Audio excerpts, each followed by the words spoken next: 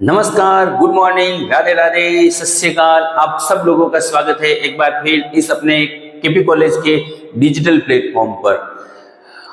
आप सब लोगों को पाश्चात्य राजनीतिक विचारकों के बारे में हमारे क्लासेस चल रही है और उनके बारे में आपको बहुत सारी बातें बताई है और उसी कड़ी को हम क्या कर रहे हैं, आज आगे बढ़ा रहे हैं। उसी कड़ी को आगे बढ़ा रहे हैं। पिछली क्लास के अंदर हमने अब तक प्लेटो के बारे में विस्तृत चर्चा की है, अरस्तु के बारे में विस्तृत चर्चा की है और थॉमस एक्विनास इटली के महान विद्वान थॉमस एक्विनास के बारे में हमने बहुत सारी बातें की हैं। आज हम अरस्तु और एक्विनास, क्योंकि एक्विनास को क्या कहा जाता है, एक्विनास को मध्य युग का अरस्तु कहा जाता है। एक्विनास जो थे वो क्या थे, मध्य युग के संत थे या मध्य युग के दार्शनिक थे और अरस्तु जो थे वो पाश्चात्य दार्शनिक हैं। तो एक्विनास ने लंबे समय के बाद में अरस्तु की विचारधारा को क्या है कि पुनर्जीवित किया था। एक्विनास ने लंबे समय के बाद में अरस्तु की विचारधारा को पुनर्जीवित किया था, इसलिए एक्विनास को क्या कहा जाता है, एक्विनास को मध्य युग का अरस्तु कहा जाता है। एक्विनास को मध्य युग का अरस्तु क्यों कहा जाता है? एक्विनास के राजनीतिक चिंतन के अंदर ऐसी कौन सी बातें थी जो अरस्तु के चिंतन के साथ में, अरस्तु की बातों के साथ में समन्वयता रखती थी, समानता रखती हैं। तो आज हम अरस्तु एवं एक्विनास की क्या करेंगे, तुलना करेंगे दोनों के विचारों की, ठीक है ना। और उन दोनों की बातों के अंदर जो समन्वय था, दोनों की बातों में जो समानताएं थी, उन समानताओं के बारे में क्या करेंगे, विचार करेंगे। तो अब तक आपने अरस्तु के विचारों को भी पढ़ लिया है और एक्विनास के विचारों को भी पढ़ लिया है। तो ये जो अभी मैं आज बातें बताने के लिए जा रहा हूं, ये अभी आपके पहले से ही दिमाग में आ जानी चाहिए। हाँ, राज्य के बारे में अरस्तु ने ये कहा था, एक्विनास ने ये कहा था। सरकार के बारे में अरस्तु ने ये कहा था, एक्विनास ने ये कहा था। तो कौन कौन सी समानताएं हैं उनके बारे में बात करेंगे। साथ ही साथ एक्विनास ने अपने युग के अंदर उसका क्या अनुदाय है, उसका क्या महत्व है, एक्विनास का राजनीतिक चिंतन के अंदर क्या महत्व है, उसका क्या योगदान है, उनके भी कुछ महत्वपूर्ण बिंदुओं के ऊपर क्या करेंगे, विचार करेंगे। तो देखते हैं मध्य युग के अरस्तु के रूप में एक्विनास या एक्विनास के विचारों की तुलना। सेंट थॉमस एक्विनास ने अपना संपूर्ण राजनीतिक चिंतन अपनी ईसाईयत विचारधारा को अरस्तुवाद के साथ मिलाकर ही खड़ा किया है। एक्विनास ने जितना ईसाई धर्म को आगे बढ़ाने के अंदर योगदान दिया है, उतना योगदान शायद तक अरस्तु ने भी नहीं दिया था, शायद तक प्लेटो ने भी नहीं दिया था। एक धर्म विशेष को आगे बढ़ाने के लिए एक्विनास का ईसाई धर्म के अंदर एक महत्वपूर्ण स्थान है, बहुत योगदान है। और एक्विनास ने ईसाई धर्म को आगे बढ़ाने के लिए ये जो कार्य किए थे वो अरस्तु से प्रेरणा लेकर के किए थे। अरस्तु ने पहले जो बातें बताई थी, उन्हीं बातों को क्या किया था, थॉमस एक्विनास ने पुनर्जीवित किया था। थॉमस एक्विनास ने उन्हीं बातों को पुनर्जीवित किया था, साथ ही साथ उन बातों को उसकी कॉपी नहीं की थी, उसको ऐसे का ऐसे नहीं बताया था, बल्कि उनको एक नए रूप के अंदर, एक नए सिरे से क्या किया था, उन्होंने उन बातों को सामने रखी थी। इसलिए उसे ईसाई अरस्तु भी कहा जाता है। अल्बर्ट महान के चरणों में बैठकर एक्विनास ने अरस्तु की जो शिक्षाएं ग्रहण की, उनका स्पष्ट प्रभाव उसके चिंतन पर दिखाई देता है। अल्बर्ट महान, जर्मनी का महान विचारक अल्बर्ट, जो कौन था, थॉमस एक्विनास का गुरु था। थॉमस एक्विनास के गुरु कौन थे, अल्बर्ट महान, अल्बर्ट था। ये कहाँ के थे, ये जर्मनी के थे। और एक्विनास कहाँ के थे, एक्विनास इटली के थे। तो एक्विनास इटली से जर्मनी गए थे अल्बर्ट के पास में शिक्षा ग्रहण करने के लिए, और वहां जाकर के उन्होंने क्या की थी, अल्बर्ट से शिक्षा ग्रहण की थी। और जो शिक्षाएं ग्रहण की थी और शिक्षाएं ग्रहण करने के बाद में उन्होंने जो राजनीतिक चिंतन दिया था, उसके अंदर अरस्तु का स्पष्ट प्रभाव दिखाई देता है। अरस्तु की मृत्यु के पश्चात अरस्तुवाद की लंबे समय तक एक्निमास से पहले किसी ने चर्चा नहीं की थी। जब अरस्तु की मृत्यु हो गई थी तो अरस्तु की मृत्यु होने के बाद में उसके बाद में जो जितने भी फिलोसोफर आए, जितने भी दार्शनिक आए, उन लोगों ने लंबे समय तक अरस्तु के विचारों को वापस पुनर्जीवित नहीं किया, उनके ऊपर कोई चर्चा नहीं की। मगर बाद में एक्निमास ऐसे महान विचारक थे जिन्होंने अरस्तुवाद को वापस खड़ा किया था, अरस्तुवाद को वापस खड़ा किया था। एक्निमास ही एक ऐसे प्रथम ईसाई विचारक थे जिन्होंने अरस्तु के दर्शन को पुनर्जीवित किया। उन्होंने अरस्तु के दर्शन को ग्रहण तो किया लेकिन एक नए रूप के साथ में। एक्निमास ने अरस्तु के दर्शन को ग्रहण किया था, उसके ऊपर वापस चर्चा की, उसको एक नए रूप के अंदर वापस अपनी पुस्तकों के अंदर, अपनी साहित्य के अंदर लेकर के आए थे। आगे क्या कह रहे हैं, उसने अरस्तु के दर्शन तथा ईसाई धर्म सिद्धांत में समन्वय स्थापित किया। एक्निमास ने क्या किया था, जो ईसाई धर्म दर्शन था, क्योंकि अभी अभी मैंने आपको बताया कि एक्निमास कौन था। एक्निमास एक ईसाई धर्म का महान विचारक था और उस विचारक ने क्या किया था, ईसाई धर्म को आगे बढ़ाने के लिए। मैं आपको बता दूं कि विभिन्न देशों के अंदर जो दूसरी कम्युनिटी के जो लोग थे, उन लोगों को ईसाई धर्म के अंदर जोड़ने में भी ईसाई थॉमस एक्निमास का महत्वपूर्ण हाथ था। ठीक है, तो उसने, अरस्तु ने जो पहले ईसाई धर्म के बारे में बात बताई थी और ईसाई धर्म और अरस्तु की शिक्षाएं, उन दोनों के बीच में क्या किया था, समन्वय स्थापित किया था। उसने अरस्तु के विचारों को उसी सीमा तक ग्रहण किया जिस सीमा तक वो ईसाई धर्म सिद्धांतों के पक्ष में रहे। यानी कि अरस्तु की बातें जब तक उसके धर्म के पक्ष में है, ठीक है, जब तक उसकी बातें क्या कर रही हैं, ईसाई धर्म को महत्व प्रदान कर रही है, ईसाई धर्म को आगे बढ़ाने का काम कर रही है, तब तक वो क्या कर रहा है, अरस्तु का पक्ष ले रहा है।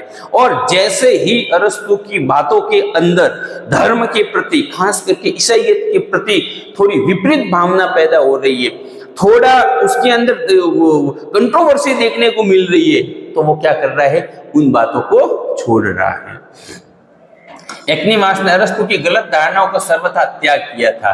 एक्निमास ने क्या किया था, अरस्तु की भी जो गलत बातें थी, जो गलत धारणाएं थी, उनका क्या किया था, त्याग किया था। उसने अरस्तु की विवेकवादी विचारधारा के साथ ईसाईयत विश्वास या धर्म को मिलाकर एक मध्यम मार्ग निकाला ताकि धर्म सत्ता व राज सत्ता के मध्य चले आ रहे लंबे संघर्ष को समाप्त किया जा सके।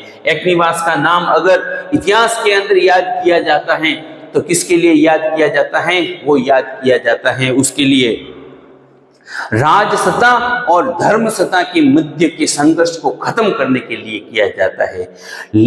यूरोप के अंदर चर्च एवं राज्य के बीच की जो लड़ाई थी वो लंबे समय से चली आ रही थी। चर्च क्या कर रहा था, बार बार राज्य के एवं सरकार के कार्यों के अंदर अपनी दखलंदाजी कर रहा था, जिस वजह से न तो चर्च का कार्य ढंग से चल पाता था और न सरकारें अपना कार्य अच्छी प्रकार से कर पाती थी। तो उस राज्य एवं सरकार का जो लंबे समय से चलता आ रहा संघर्ष था, उसको खत्म करने का काम किसने किया था, एक्निमास ने किया था। इसके लिए मैंने आपको बताया था कि एक्निमास ने 2 तलवारों का सिद्धांत दिया था। एक जहाज का उदाहरण देते हुए एक्निमास ने कहा था, ये जीवन चक्र एक जहाज के समान है और उस जहाज का जो चालक है वो तो है चर्च, और उसका जो बढ़ई है, उसका जो कारीगर है, वो कौन है, वो राज्य है, वो सरकार है। इन दोनों के बिना जहाज का कार्य नहीं हो सकता, जहाज नहीं चल सकती। तो इस प्रकार से उन्होंने धर्म एवं राज्य, चर्च एवं राज्य के बीच में जो चली आ रही खींचतान थी, चली आ रही जो लड़ाई थी, उसको क्या किया था, खत्म किया था। क्योंकि उन्होंने क्या किया था कि अरस्तु के दर्शन से विवेक, अरस्तु के दर्शन के अंदर हमें विवेक देखने को मिलता है और एक्निमास के दर्शन के अंदर हमें ईसाई धर्म के प्रति धार्मिक दृष्टिकोण मिलता है। तो ये विवेक और धर्म, इन दोनों को जोड़ करके एक नई धारणा सामने रखी थी। इसलिए उनके समन्वयवादी दृष्टिकोण को देखकर मैक्सी ने कहा है कि एक्निमास मध्य युग का स्वर्गीय अरस्तु है। ठीक है ना, ये जो उसका समन्वयवादी धर्म एवं विवेक, इन दोनों को मिला करके जो मध्यम मार्ग निकाला था, इसके लिए मैक्सी ने कहा था कि एक्निवास जो है वो मध्य युग का स्वर्गीय अरस्तु है। अभी मैंने आपको बताया था एक्निवास मध्य युगीन विचारक हैं और अरस्तु प्राचीन विचारक हैं। एक्निवास पर अरस्तु की विचारधारा का काफी प्रभाव पड़ा, जिस कारण वे मध्य युग के अरस्तु कहलाए। एक्निवास की जो विचारधारा थी, उनकी विचारधाराओं के ऊपर अरस्तु का बहुत ज्यादा प्रभाव था। उनके विचारों के अंदर, उनकी बातों के अंदर, उनके साहित्य के अंदर बहुत सारी बातों का अरस्तु का प्रभाव था, इसलिए वो क्या कहलाए, वो मध्य युग के अरस्तु कहलाए थे। बात करते हैं अरस्तु तथा एक्निवास के विचारों की तुलना या समानता।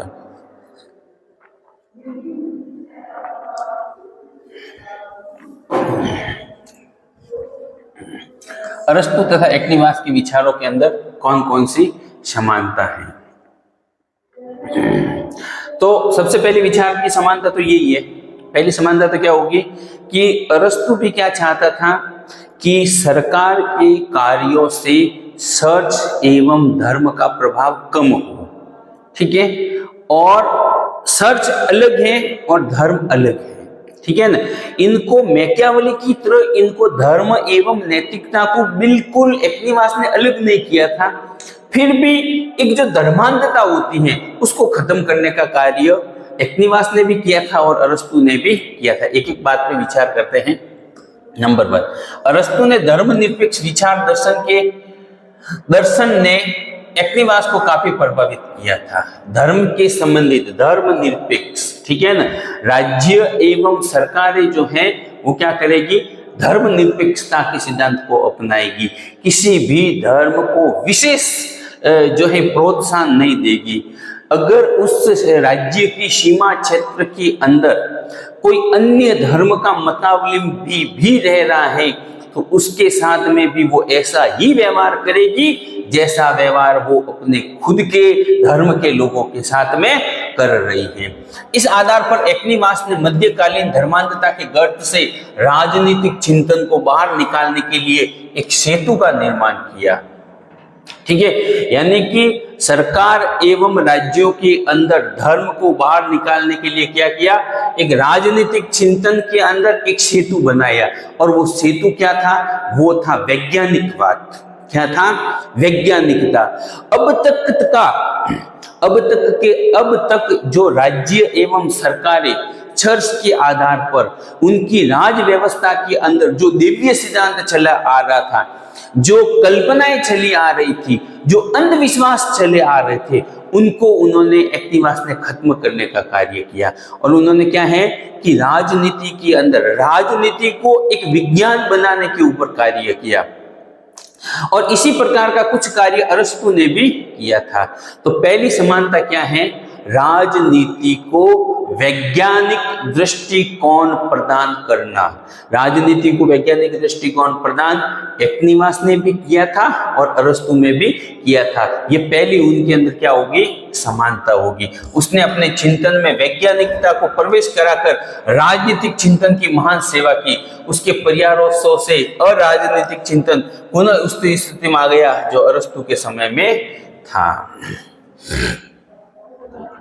तो कहने का मतलब यह है, अब आप कहीं सोच रहे होंगे कि वैज्ञानिकता क्या होती है। वैज्ञानिकता का मतलब है कि जो बातें होती हैं, एक तो क्या होती है, कल्पनाएं होती है, अंधविश्वास होता है, ठीक है ना, जिनके अंदर कोई तथ्य नहीं होता है, जिनको अपन वापस परिभाषित नहीं कर पाते। ऐसी बातें जिनको अपन परिभाषित कर सके, जो साइंटिफिक हो, ठीक है ना, जिसके अंदर फैक्ट हो, जिसके अंदर क्या हो, फैक्ट हो, ठीक है ना, तथ्य हो नहीं, इसलिए ये हो रहा है, ठीक है, उसको क्या है, उसको अपन वैज्ञानिक दृष्टिकोण कहते हैं। अब बात ये आती है दूसरी समानता क्या है। तो दूसरी समानता की ये होगी कि व्यक्ति क्या है। तो व्यक्ति एक सामाजिक एवं राजनीतिक प्राणी है। ये बात अरस्तु ने भी बताई थी और ये बात किसने बताई थी, एक्निवास ने भी बताई थी। एक्निवास ने अरस्तु की तरह ही मनुष्य को स्वभावत तथा अनिवार्य एक सामाजिक प्राणी माना है। व्यक्ति को क्या माना है, सामाजिक प्राणी माना है। अरस्तु ने कहा था कि व्यक्ति एक सामाजिक प्राणी है, वो समाज के बिना नहीं रह सकता, वो समाज के बिना नहीं रह सकता। अगर समाज के बिना कोई रह सकता है तो या तो देवता है या फिर पशु है, या तो देवता है या फिर क्या है, पशु है। ये बातें अरस्तु ने अपने शुरुआत के अंदर ही बताई थी। अर्थात अरस्तु क्या करता है, अरस्तु व्यक्ति को एक सामाजिक प्राणी बताता है, उसी प्रकार से एक्निवास भी व्यक्ति को एक सामाजिक प्राणी बताता है। समाज के बिना व्यक्ति का कोई अस्तित्व नहीं है।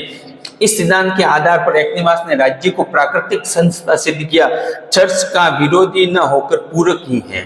चर्च राज्य का विरोधी न होकर पूरक ही है। कहने का मतलब राज्य को एक प्राकृतिक संस्था बताया और व्यक्ति को एक सामाजिक प्राणी बताया, और राज्य एवं चर्च को दोनों को एक दूसरे के पूरक बताया, ठीक है नहीं, समकक्ष बताया, समांतर बताया, एक दूसरे का उन्होंने विरोधी बताया नहीं बताया। अगली बात करते हैं, एक्निवास ने भी अरस्तु की तरह श्रेष्ठ जीवन की प्राप्ति के लिए राज्य को अनिवार्य माना है। एक्निवास का कहना है कि राज्य व्यक्ति की पूर्ण प्राकृतिक आत्म अभिव्यक्ति की प्राप्ति का साधन है। अरस्तु और एक्निवास दोनों ने इस बात को कहा था।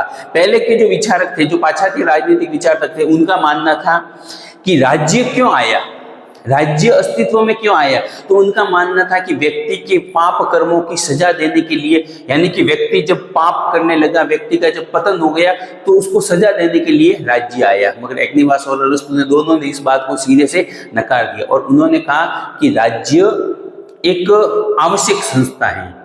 व्यक्ति के व्यक्तित्व के विकास के लिए राज्य क्या है, एक आवश्यक संस्था है।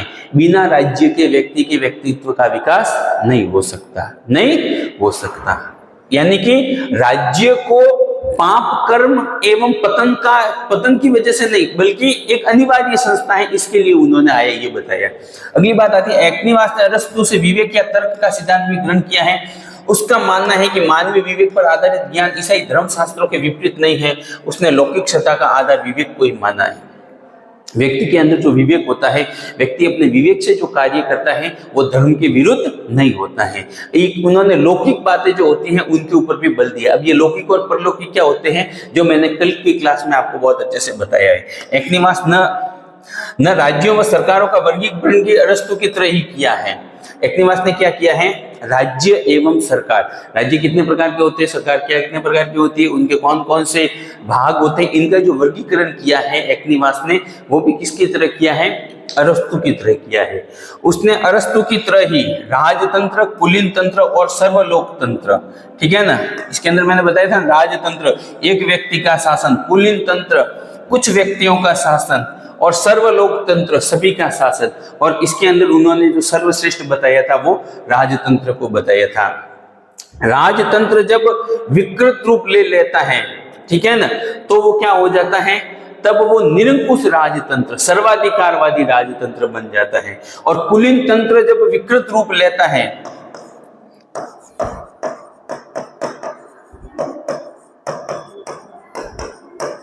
सर्वाधिकारवादी निरंकुश राजतंत्र, पूंजीवादी, और सर्वलोकतंत्र बीज तंत्र, ये इनकी विकृत रूप है। ये जब क्या होता है, इनके कार्यों के अंदर जो है समस्या आ जाती है, तो ये राजतंत्र है सर्वाधिकारवादी, जहाँ पे व्यक्ति की शिक्षा, रहन सहन, खान पान, वेशभूषा सबके ऊपर वो इंटरफेयर करता है। और कुलीन तंत्र है वो कुछ अमीर या कुछ पूंजीवादी लोगों के हाथ में आ जाता है। और लोकतंत्र है वो भीड़ तंत्र में बदल जाता है, भीड़ जो है वो अपनी मर्जी से कार्य करती है। उनके तीन ही विकृत रूपों का वर्णन किया है। उसने राजतंत्र को उत्तम तथा लोकतंत्र को निकृष्ट रूप बताया है। मैंने आपको बताया था ना, उसने सर्वश्रेष्ठ क्या बताया है, राजतंत्र, राजतंत्र को क्या बताया है, सर्वश्रेष्ठ शासन व्यवस्था बताया था। इसके अलावा भी उसने 6 प्रकार के जो है शासन व्यवस्थाओं के बारे में वर्णन किया था। उसने अरस्तु की तरह यह भी स्वीकार किया है कि मानव स्वभाव की रचना सभी के हित के लिए हुई है। मानव समाज, ये जो व्यक्ति समाज बना है, जिनको आज के समय में हम जाति, धर्म, भाषा, क्षेत्र कई प्रकार से संस्कृति वगैरह इनके आधार पर बांट करके रखते हैं। कहने का मानव समाज का मतलब है एक निश्चित क्षेत्र के अंदर रहने वाले सभी लोग, चाहे उसकी संस्कृति कैसी भी है। तो ये मानव समाज जो बना है ये किसके लिए बना है? ये व्यक्ति की हितों के लिए और व्यक्ति के अच्छे के लिए ही बना है। उसने अरस्तु के कानून संबंधी विचारों को भी ग्रहण किया है। वह कानून को विवेक का परिणाम मानता है, परंतु एक्निवास ने कानून के विचार को व्यापक आधार प्रदान किया है। उन्होंने भी क्या किया है? कानून को क्या बताया? कानून को बताया कि कानून राज्य के लिए, राज्य के जो कानून होते हैं वो व्यक्ति के लिए अत्यंत आवश्यक होते हैं। कानूनों से ही क्या होता है? व्यक्ति के व्यक्तित्व का विकास होता है और कानून विवेक के परिणाम स्वरूप होते हैं। राज्य के विवेक के परिणाम स्वरूप जो नियम बनते हैं वो कानून, उनको उन्होंने क्या किया है? कानून किया है, कानून का रूप दिया है। मगर अरस्तु के जो कानून थे वो उनका दायरा थोड़ा कम था, उनका दायरा कम था। मगर एक्निवास ने कानूनों को व्यापक दायरा और या उसको बड़े रूप में क्या किया है? प्रस्तुत किया है। एक्निवास ने अपने न्याय संबंधी विचारधारा को भी अरस्तु के विचारों पर ही आधारित किया है। एक्निवास का मत है कि न्याय का स्रोत राज्य के कानून है। एक्निवास एवं अरस्तु के न्याय संबंधी जो विचार हैं वो भी क्या है? समान है। वो भी कैसे हैं? समान है। और एक्निवास ने न्याय का स्रोत किसको माना है? राज्य को माना है। लोग राज्य के अंदर न्याय करने का कार्य किसका है? न्याय करने का कार्य राज्य का है। थोड़ी सी बात कर लेते हैं थॉमस एक्निवास के अनुदाय। अनुदाय या जिसको अपन कह सकते हैं महत्व, जिसको अपन कह सकते हैं योगदान। राजनीतिक चिंतन को एवं ईसाई धर्म को थॉमस एक्निवास का क्या योगदान है? ईसाई धर्म के अंदर, राजनीतिक चिंतन के अंदर उनका क्या महत्व है? उनके क्या क्या अनुदाय है?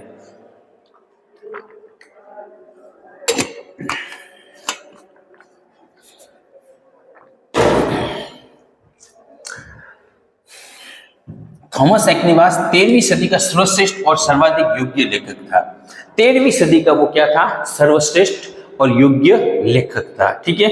और अरस्तु कब हुआ था? अरस्तु हुआ था ईसा के पूर्व। अरस्तु ईसा के पूर्व हुआ था। डनिंग ने उसे महानतम स्कॉलिस्टिक कौन होता है? शैक्षिकवाद, यानी कि शिक्षा के लिए कार्य करने वाला, ठीक है ना, शिक्षा को अनिवार्य एवं शिक्षा को महत्वपूर्ण बताने वाला व्यक्ति का है। और फास्टर उसे विश्व का एक महान क्रमबद्ध दार्शनिक मानता है। राजदर्शन को एक्निवास के प्रमुख अनुदाय निम्नलिखित हैं। डनिंग ने तो उसको क्या कहा है? डनिंग ने तो उसको कहा है स्कॉलिस्टिक, यानी महान शिक्षक, ठीक है ना, शिक्षा के ऊपर महत्वपूर्ण कार्य करने वाला। और फास्टर ने उसे कहा है क्रमबद्ध विचारक। क्रमबद्ध विचारक का मतलब है स्टेप टू स्टेप कार्य करने वाला, ठीक है नहीं। जैसे पहले सरकार के बारे में बात कर रहा है, राज्य के बारे में, राज्य, सरकार, व्यक्ति, समुदाय, यानी कि एक क्रमबद्ध रूप से, ठीक है ना, सीढ़ी दर सीढ़ी पे, एक सीढ़ी से दूसरी सीढ़ी के अनुसार जो है विचार देने वाला।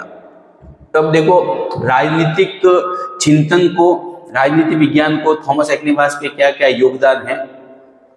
पहला योगदान है विधि की विवेचना, ठीक है ना।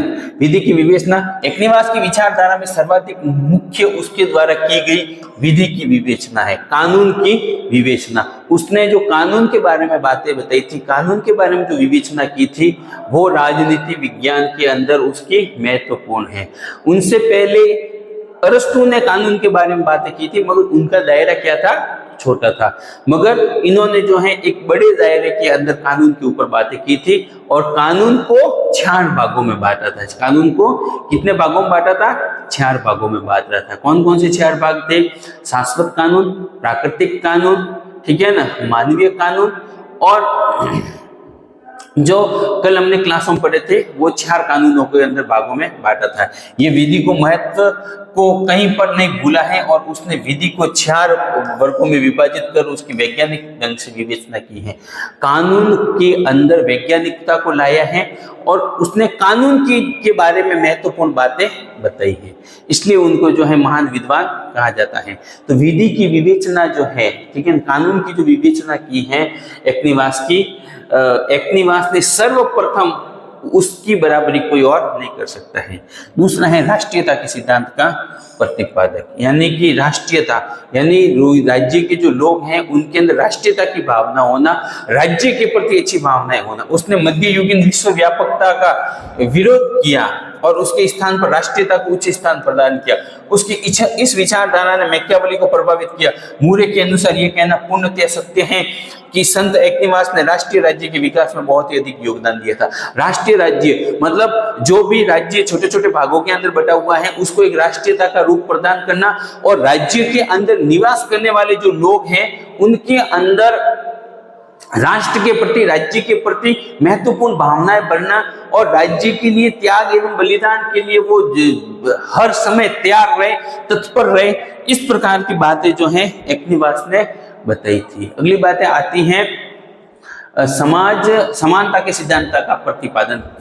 एक्निवास ने क्या किया था? समानता का सिद्धांत। एक्निवास मानवीय समानता की दृष्टि से भी अग्रदूत है और उसने इसके पक्ष में 4 युक्तियां दी है। प्रथम, समस्त मानव ईश्वर के अद्भुत होते हैं। द्वितीय, समस्त मानव समान रूप से आत्मवान है। समस्त मानवों का लक्ष्य एक ही है। समस्त मानवों की इच्छा भी एक ही प्रकार की है। कहने का मतलब यह है कि व्यक्ति व्यक्ति समान है, व्यक्ति व्यक्ति समान है। सभी व्यक्तियों को भगवान ने बनाया है, सबकी इच्छाएं, सबकी अभिलाषा, सबके कार्य करने के तरीके समान है। इसलिए किसी भी धर्म, किसी जाति, किसी वर्ग, किसी क्षेत्र, किसी भी प्रकार की संस्कृति को मानने वाला व्यक्ति हो, उसके बीच में असमानता नहीं होनी चाहिए, वो सब समान है। अगली बात आती है लोक कल्याणकारी राज्य का विचार। उसने क्या है, हालांकि निरंकुश राजतंत्र का पक्ष लिया था, मगर साथ ही साथ कहा था कि राज्य कैसा होना चाहिए? लोक कल्याणकारी होना है, सबके कल्याण के लिए, लोक कल्याण के लिए कार्य करने वाले। अनेक बातों के संबंध में एक्निवास बहुत अधिक प्रगतिशील है। उसने विचार लोक कल्याणकारी राज्य की नींव डाली है। राज्य के कार्य क्षेत्र के संबंध में सामाजिक विधायन का संभवतः प्रथम समर्थक था। कहने का मतलब लोक कल्याणकारी राज्य ऐसा राज्य जो उस राज्य के अंदर निवास करने वाले जो लोग हैं सबके हितों को ध्यान में रख करके जो कार्य करता है वो लोक कल्याणकारी राज्य।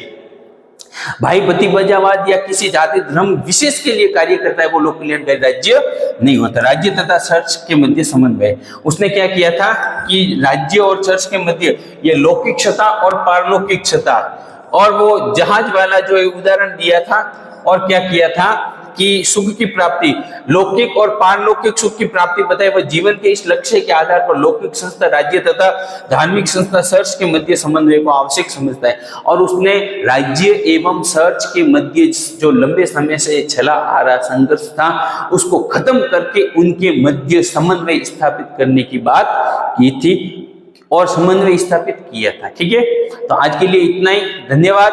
कल एक नई